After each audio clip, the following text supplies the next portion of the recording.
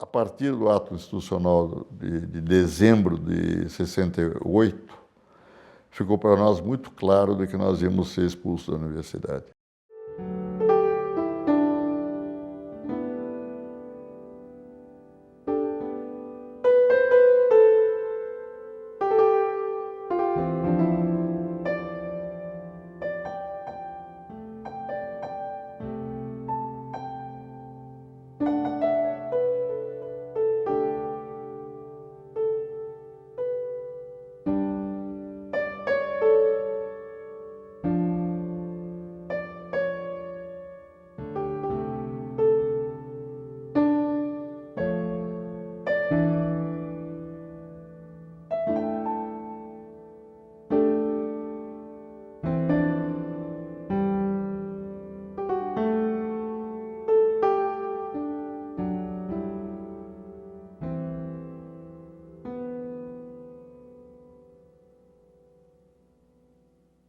E aí, da noite para o dia, só quem experimentou é que sabe, você não pode mais pisar na faculdade.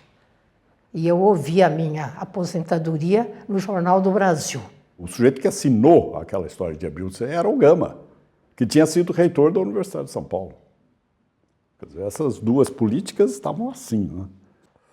Veio a cassação, o Granger foi absolutamente genial, eu recebo um telegrama dizendo que eu tinha um lugar, ele já estava em X, que pelo menos eu podia ir para X, eu teria abrigo lá, mas eu estava casado com o Lupe Coutinho Garuti, ela me disse claramente, eu te acompanho um ano, no máximo 2, mas eu sou poeta, eu preciso da língua portuguesa. Certo? Então, a ideia de migrar para mim nunca existiu. A gente começou a discutir ativamente o que nós faríamos. Ir para o exílio, ficar no Brasil, ficar no Brasil fazendo o quê? Precisávamos fazer alguma coisa para manter um grupo pensante no Brasil. Tudo foi feito coletivamente, a escolha do nome, e havia, obviamente, razões para, digamos, fazer o perfil muito baixo, era uma época de perseguição. Muitos tinham dúvida que o regime permitiria criar alguma coisa como o SEBRAP. E tinha uma coisa que chamava mesão, que era uma mesa grande, e todo mundo que tinha interesse intelectual na área de sociologia, antropologia mesmo, ciência política, economia, né, políticas públicas mesmo, mas essas áreas vinham para cá.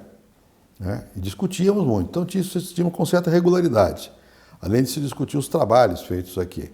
Foi uma decisão sábia. A decisão de publicar foi talvez a decisão mais sábia que o SEBRAP tomou. Porque a suspeita da ditadura é que isso aqui era um biombo para atividades clandestinas. Né? Essa suspeita estava no ar. Né? O certeiro da orientação foi apostar no processo democrático, que era muito difícil, porque você estava sufocado por todos os lados. Você tinha grupos de luta armada surgindo diariamente, não é? Com os amigos nossos. Você sentia o fogo passar aqui, nas orelhas. Era muito difícil manter um objetivo estratégico para além da luta conjuntural. Não é?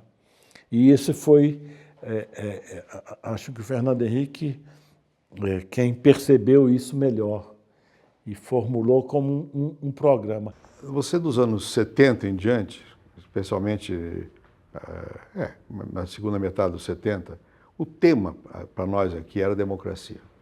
A questão central passou a ser democracia. Não estou dizendo que fosse a central do mundo. Você reage às suas circunstâncias. Era a democracia. Eram dois temas que não estavam na minha literatura anterior e provavelmente não estavam em geral na literatura, porque não era um problema. A democracia e os movimentos sociais. Não é que nessa altura de 70, não é que fosse para substituir o socialismo. Não, ainda não. A ideia ainda era outra coisa. Era que tinha que acabar com o regime autoritário. Aqui na América Latina toda. Não se esqueça que nós tínhamos uma rede. O SEBRAP serviu de padrão para vários centros. Tem o CIEPLAN no Chile, tem aquele outro, SEDES na Argentina, Eu era do conselho, sou até hoje alguns deles, de todos esses centros, cujo modelo era o SEBRAP. De quê? De resistência intelectual aos regimes autoritários. Né? Não se dizia isso, mas era. Né? Eram bunkers. Né? O SEBRAP foi bem um bunker. Era quase como um convento, onde você tem a ficção de que aqui dentro é livre. Então tinha um famoso mesão no SEBRAP, onde todo mundo ia. Todo mundo que tinha alguma coisa para falar, para dizer, ia lá. Era uma discussão muito viva, era ali. A um ponto tal que o Ulisses Guimarães foi lá para pedir a nós que escrevêssemos os programas de campanha política, do PMDB, do MDB.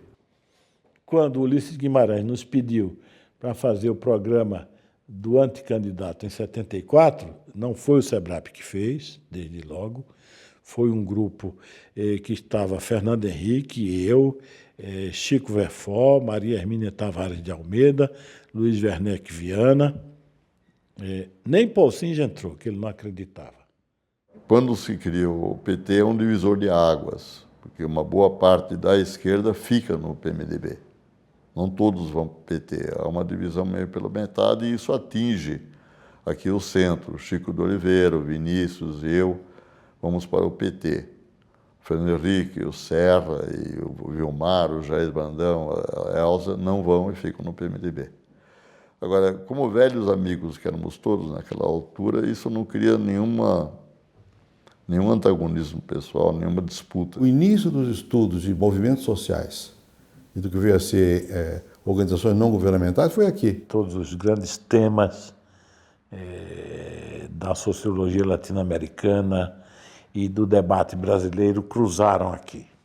Quer dizer, nós éramos uma associação de pessoas com pontos de vista diversos e que talvez com objetivos mais ou menos parecidos, de melhorar o país, de lutar por causas mais justas, por um país mais igualitário, que unificava pessoas com posições diferentes, como, sei lá, o Janote e o Chico de Oliveira, que numa dada altura eram quase polos irredutíveis, mas que conseguiam sentar na mesma mesa, fazer propostas de pauta e escrever artigos.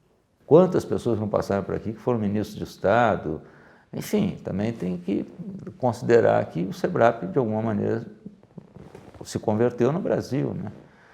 E eu tendo a achar que, com o passar do tempo, essa sequência Fernando Henrique e Lula, quando isso mostrar o rosto, o que isso foi benéfico para o país, também o papel do SEBRAP vai crescer, porque, de alguma maneira, essas questões foram forjadas aqui, inclusive o Lula.